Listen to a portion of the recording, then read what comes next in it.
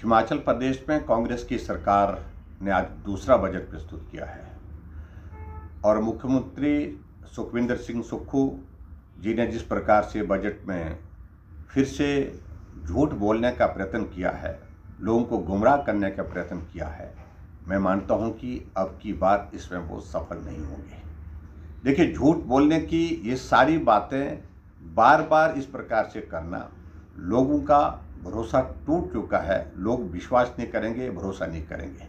सत्ता में आने से पहले झूठ बोला, झूठी गारंटियां दे करके गारंटी पूरी नहीं हुई। फिर सत्ता हासिल हुई तो पहला बजट प्रस्तुत किया, जो घोषणा की उनमें से 95% जो योजनाएं उनने घोषणा की ही, जो वादे उनने किए थे पहले बजट में, उनमें से कुछ काम हुआ ही नहीं।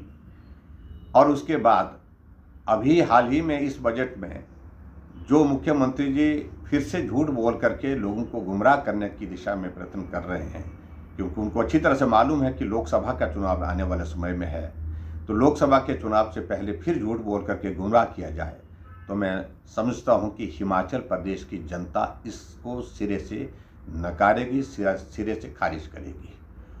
सबसे बड़ी बात तो यही कहूँगा मैं कि हिमाचल प्रदेश में इस बजट में किसी भी वर्ग के लिए कोई राहत नहीं है।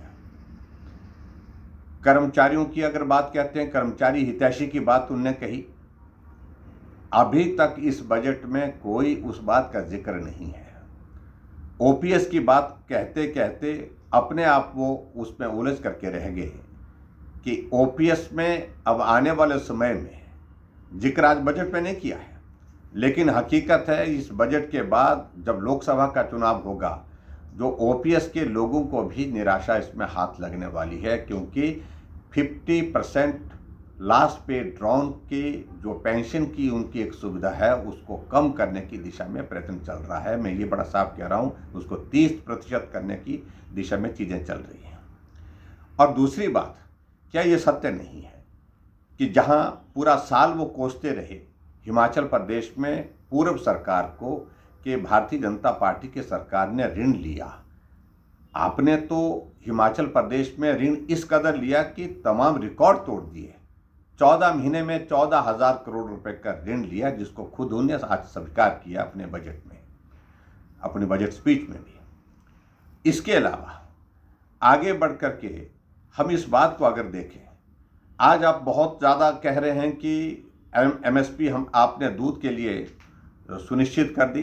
अरे, आपने वादा तो ये किया था कि गाय का दूध 100 रुपये लीटर और गाय का दूध 80 रुपये लीटर और भैंस का दूध 100 रुपये लीटर, लेकिन अभी जो पिछली घोषणा की है उसके हिसाब से दूध की कीमतें अभी तक मिल नहीं रही है।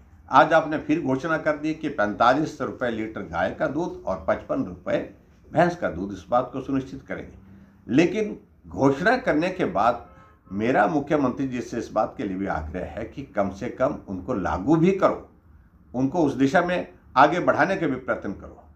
आपने हिमाचल प्रदेश में हजारों संस्थान चले हुए, खुले हुए संस्थान बंद किए हैं, उसके लिए कोई आपने जिक्र नहीं किया। आपने हिमाचल प्रदेश में इस बात के बारे में कोई जिक्र नहीं किया कि आपने रेवेन्यू जनरेट करने के रास्ते क्या होंगे। अब बातें तो कह रहे हैं आपकी, हमारा एक्साइज पॉलिसी के अंतर्गत हमारे हिमाचल प्रदेश में बहुत बड़ा इंक्रीज आ रहा है, लेकिन हकीकत क्या है? 10 और 11% की ग्रोथ तो हर साल पहले भी आती थी, अब की बार वो 12% तक आ गई है, 12% से ऊपर जा नहीं रही है। और ऐसी सूरत में लोगों को फिर झूठ बोलने की बात कर रहे हैं, तो मैं समझता हूँ कि ये उचित नहीं होगा।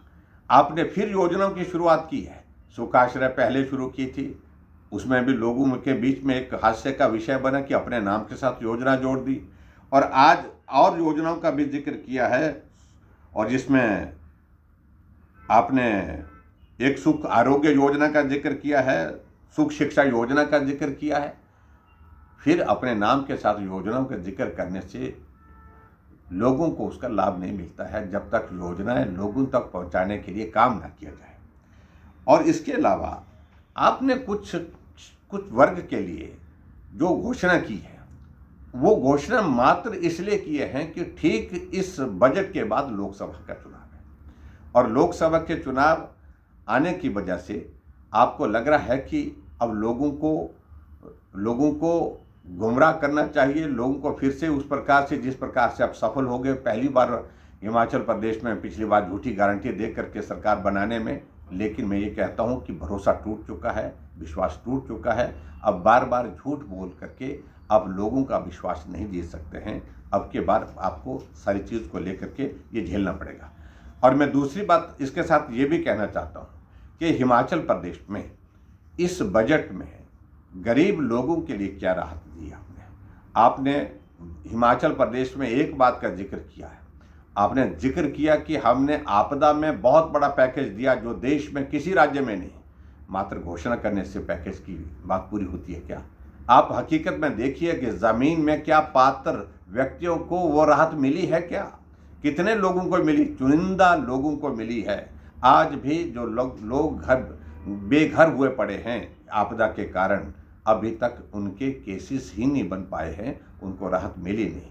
और आप चुन चुन करके राहत अगर दे रहे हैं तो अपने पार्टी के, अपने दल के लोगों के लिए दे रहे हैं। इस बात को लेकर के भी कोई बात छिपी नहीं है, आंकड़े आपके सामने आ रहे हैं। इसलिए मैं आपके आज के इस बजट को जो माननीय मुख्यमंत्री जी ने आज प्रस्तुत किया है, उस बजट को सिरे से खारिज करता हूँ। बेरोजगार सड़कों पर धरने पर बैठे हैं, आउटसोर्स कर्मचारी जो नौकरी पर लगे थे नौकरी से निकाल करके वो धरने पर बैठे हैं, कर्मचारी समय पर सैलरी ना मिलने वाले हैं, चाहे वो HRTC है, चाहे वो HPTDC है, चाहे वो हिमाचल प्रदेश इलेक्ट्रिसिटी बोर्ड के कर्मचारी